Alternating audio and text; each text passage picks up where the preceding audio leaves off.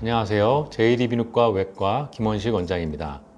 오늘 제가 여러분에게 전해드리고자 하는 이야기는 아마 잘 모르셨던 부분이 있지 않을까 싶습니다.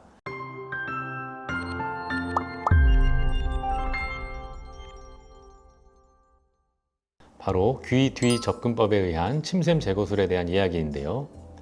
양악 수술 뒤에 턱 밑에 혹이 보이는 것 같아요 라든지 양악 수술을 했는데 침샘이 비대해진 것 같아요와 같은 고민을 이야기하시는 분들이 계십니다. 정말로 침샘이 비대해진 걸까요? 그건 아닙니다. 다만 턱 끝을 줄이고 난 뒤 연조직이 사각 부위로 퍼져 비대해 보이는 것일 텐데요.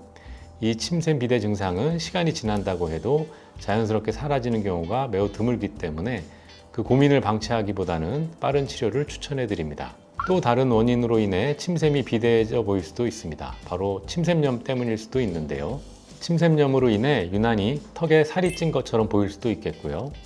침샘이 확연히 비대해질 수도 있습니다.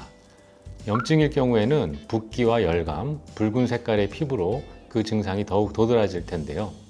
이런 경우도 재빠른 치료가 필요하겠죠. 중요한 것은 침샘비대증 관련 치료는 그 치료 부위가 까다롭기 때문에 충분한 해부학적 지식과 치료 경험이 있는 전문의에게 치료받기를 권해드립니다. 이러한 고민 해결을 위해 침샘 보톡스를 맞는 분들이 계시죠.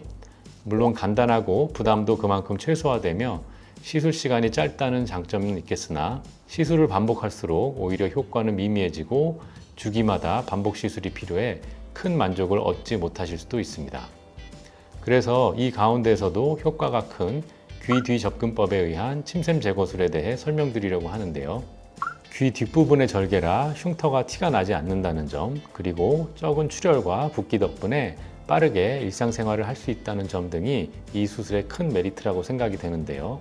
이 수술을 진행할 때 혹시 안면신경을 건드리지 않을까 염려하시는 분들이 계실 것 같습니다. 왜냐하면 신경과 이하선, 교근은 상당히 밀접한 관계를 지니고 있기도 하고 또 이하선의 중간층으로 신경이 지나가며 이하선의 아래쪽에 근육이 위치하고 있기 때문인데요. 그렇기 때문에 숙련된 전문의와의 충분한 상담을 통해 수술을 진행하시기를 권유드리고 있습니다. 침샘을 제거한 이후에는 침분비가 일시적으로 저하될 수밖에 없겠죠. 처음에는 입마름 현상이 있겠으나 자연스럽게 회복될 것이니 안심하셔도 됩니다.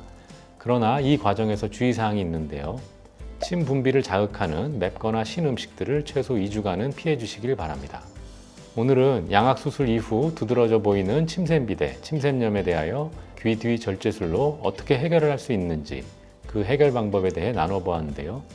만약 침샘비대로 인한 스트레스와 고민이 있으시다면 끙끙 앓지 마시고 꼭 병원에 방문하셔서 전문의와의 상담을 통해 고민 해결하시기를 바랍니다. 오늘 많은 갈증 해소하셨기를 바라며 구독, 좋아요, 알림 설정도 부탁드립니다. 감사합니다.